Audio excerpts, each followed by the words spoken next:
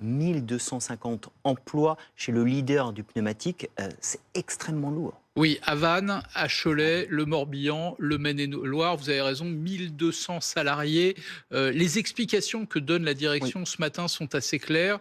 La concurrence chinoise, l'explosion du coût de l'énergie et surtout la crise de Mmh. l'industrie automobile. Vous ajoutez ces trois facteurs à la fois. La direction dit ce matin une phrase qui est extrêmement claire.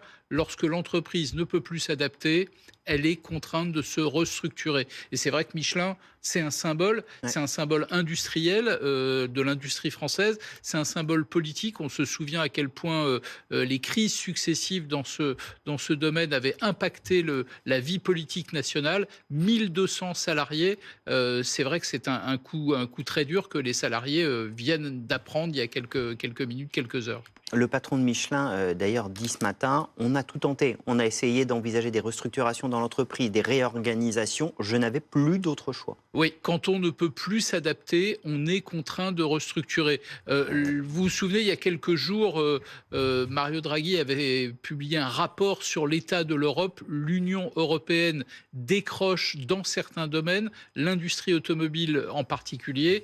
Michelin en subit les frais. Et puis en réalité, l'entreprise a essayé de s'adapter pendant toutes ces années d'hyperinflation et d'explosion du coût de l'énergie. Ces adaptations n'ont pas suffi et aujourd'hui la direction explique qu'elle est contrainte de tailler dans les coûts de la main-d'œuvre et donc de supprimer des emplois. Ce sont les salariés de Michelin qui, pardonnez-moi l'expression, vont trinquer.